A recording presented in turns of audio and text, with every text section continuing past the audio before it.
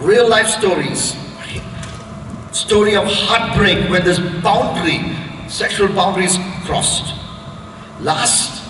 His last competitive match in Wimbledon, Boris Becker, he lost it. The year was 1999. Becker had won Wimbledon at the age of 17. He won it again at the age of 18, but at the age of 31, he lost his last match and he wanted to go on to a bar and have a drink. His wife was pregnant then. She was heavily pregnant. But she did not want him to go, but he went anyway. And when he was in this restaurant in 1991, he met a Russian model. He had met a Russian model. And they moved to a dark part of that restaurant, and in a broom cupboard, in a cupboard where they keep brooms in that restaurant, they had sex. The act lasted for 5 seconds. And Boris Becker would write in his autobiography years later, they were the most expensive 5 seconds of his life. Most expensive 5 seconds of his life. That girl, that Russian model, became pregnant. She contacted him a few months later on. His wife was mad. His marriage broke down. And for literally speaking and also emotionally speaking, he said those were the most expensive 5 seconds of my life. It resulted in a heartbreak. Boris Becker crossed the boundaries that God placed in the Bible about sex. That resulted in his heartbreak. Not just Boris Becker. I can tell you about another individual. I can tell you about Oliver Kahn. If you are a football fan, you know who Oliver Kahn is. Oliver Kahn was the player of the tournament of the World Cup 2002. On his broad shoulders, he carried Germany to the World Cup final, where they were not really a strong team. And this 2002 World Cup was played in Korea and Japan, and till the final, Oliver Kahn never let the ball get past him and go into the net. And then, though his team lost the World Cup final 2002, they lost to Brazil, he was still the man of the tournament. Very rarely would a goalkeeper be a man of the final. But then when he came back to Germany, okay, he had an affair with a 21-year-old Munich nightclub waitress. The story came out in the news. Okay, the headline was "Double Life with a Disco Girl." And then Oliver Kahn, his wife was pregnant at that time, Oliver Kahn said, "I myself know how destructive and stupid this is." This is what he said. "I myself know how destructive and stupid this is." When you cross God's boundaries of sexual purity, there are consequences. There are consequences.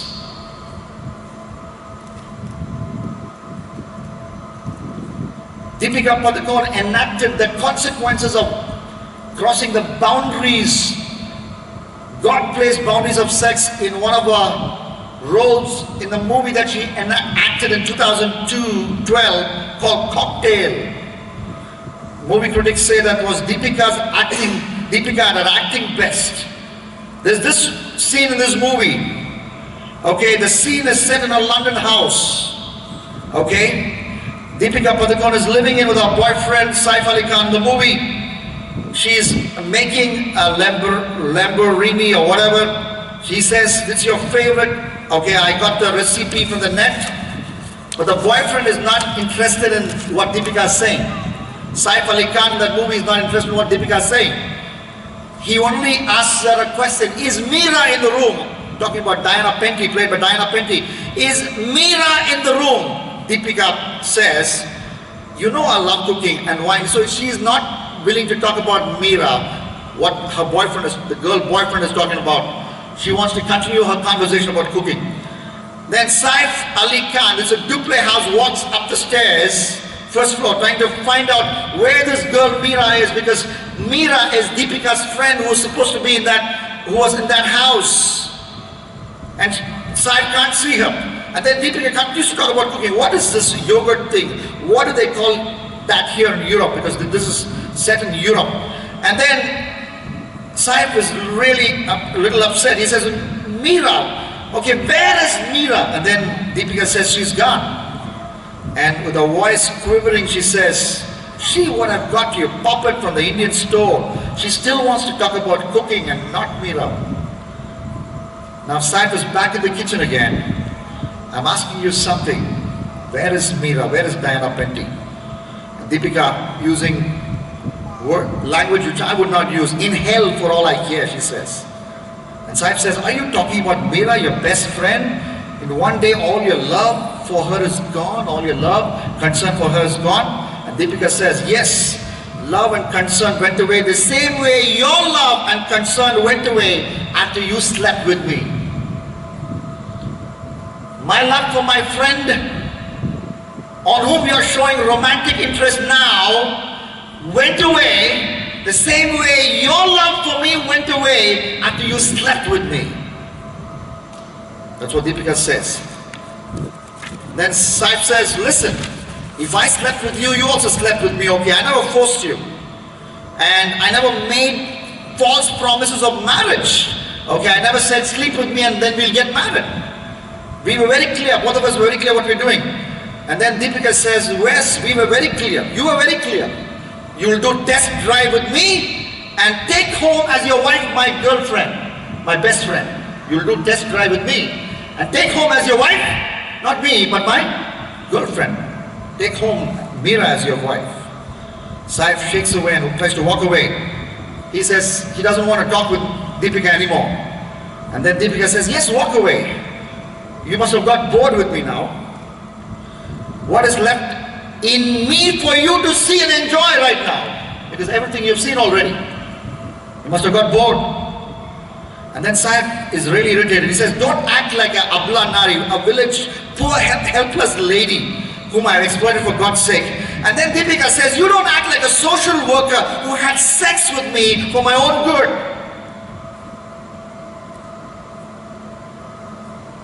And the conversation goes on and on. Every line she speaks, talks about the deep, disturbing, destructive effect of what can happen in your life when you cross sexual boundaries that God has placed in the Bible. It pains, it hurts. It pains, it hurts. I can tell you about another lady, maybe not that much well known in Hyderabad, but world readers all around, people who read English books, people who love international cooking, know who I'm talking about. I'm talking about Padma Lakshmi, a young girl from Chennai who went on to live in the United States of America, grew up like, that's the dream of many young people, especially young people from Hyderabad. They want to emigrate to the US, start living the US life. She lived in Chennai, went to the US and started living the American life. Okay, she talks about her affair with Salman Rushdie, author in New York. And this is she writing about herself. She says, the fatwa was out, but in New York they didn't need much security. He didn't need much security. Salman Rushdie could walk around in New York without much security. That's what she says. Okay, Padma Lakshmi knew that he was married because Salman told her she was married. They had phone conversations. He invited her for lunch. Okay, she declined. She said, let's go for a stroll, and then they met at 4 o'clock in the footsteps of Metropolitan Museum in New York, and he was already waiting for her. She wore her favorite Mustang yellow dress, and he wore a faded black t-shirt and loose blue cotton jacket. The weather was warm but not hot. Okay, and they had ice cream, and the sun set behind the trees. Okay, she says, I can't remember what we talked except that we never stopped talking. I can't remember what we talked except that we never stopped talking. They kept talking. He was staying nearby by a hotel called Mott Hotel. I said, I will walk him there. And then she writes, neither of us wanted the day to end, and we had a drink at the hotel bar. She drained her glass of scotch. I had dinner plans with my friends nearby. He walked me to the restaurant.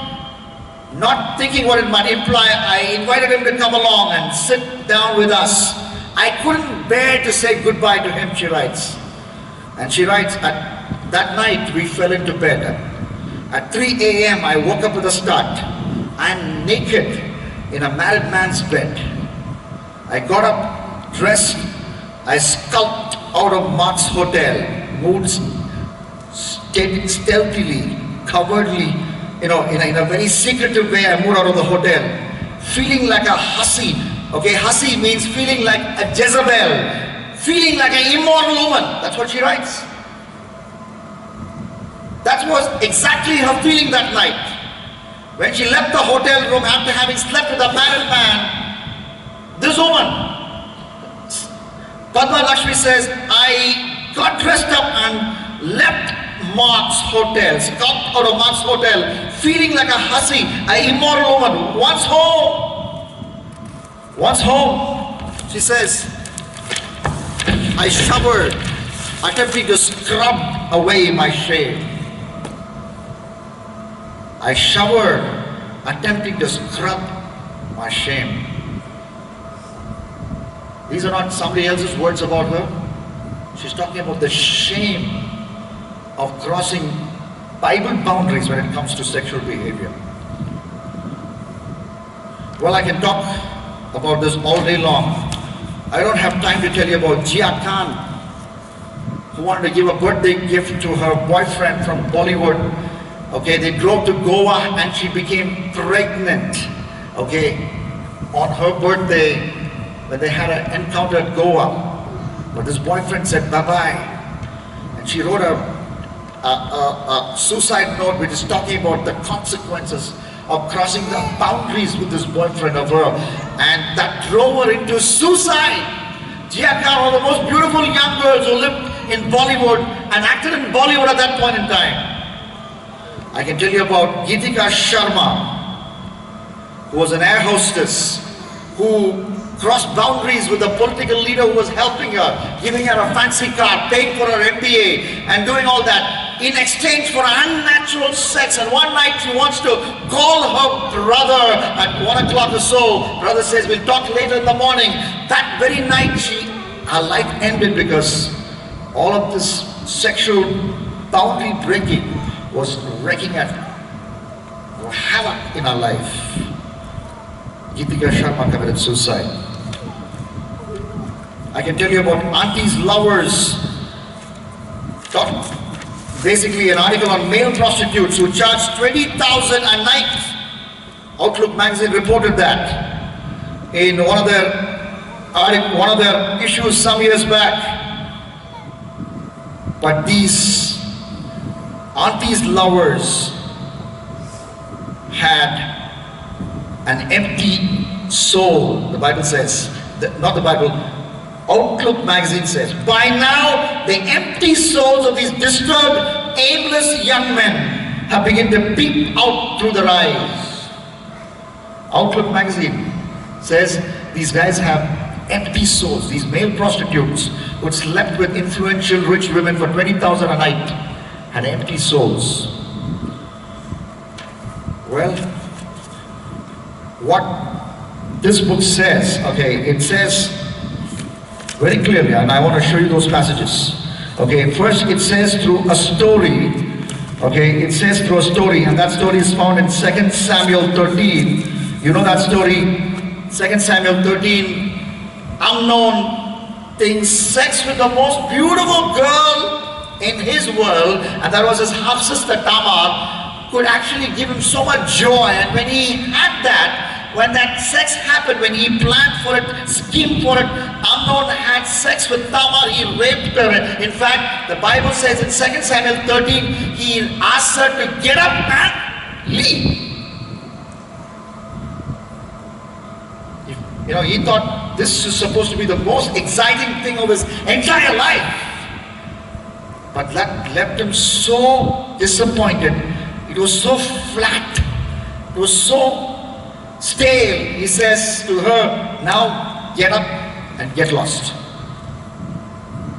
And in Hosea chapter 9, if you read it in the Eugene Peterson version, Eugene Peterson, okay, the Bible says, okay, Hosea chapter 9 verses 1 and 2, okay, let me read it from the ESV. Okay, it says, you loved a prostitute's wages on all threshing floors. You have played the war, forsaking your God. You loved the prostitute's wages. And if you read it in the Message version, Hosea chapter 9 verses 1 and 2, it says, the sex and religion drink that you have will never satisfy you. That's what Eugene Peterson translates that in Hosea chapter 9, 1 and 2. Basically, you know, the context is the book of Hosea is talking about Baal worship. So what is Baal worship? Okay, let me give you a background. Okay, Baal said, okay, how do you worship me? You come to my temple, and then around the temple are all these brothels, okay, small huts with these temple prostitutes. So you go into one of those huts and have sex. God Baal will be watching that from heaven, and when I see you have sex with one of these temple cult prostitutes, I will get excited, and I will also start masturbating, and when I climax, the semen will come down. That is actually rain. Rain is actually my semen. So the more sex you have with these temple prostitutes around the temple, Baal temple, more rain you'll get. And they were an agricultural economy. They wanted rain. No, this was the popular theology which the people of Israel fell for. That's why they often went behind Baals. And Hosea chapter 9, 1 and 2, you can do all of that, but yet you'll be empty, yet you'll be still thirsty. Yet you'll be still thirsty. In fact, one line from the movie on Savitri, the 50s, 60s, 70s, 80s actors, some of those, these are actors which our parents watched, and and then her story was immortalized with a movie called Mahanadi, which was played in our time. So there, the actress, she says, I was a fool to believe the hunger that did not abate with Alamelu Akka and Pushpavali would abate with me. That's a biblical statement. I was a fool to believe that sexual hunger that did not stop with your first wife and your kid would stop when you married me or were living in with me.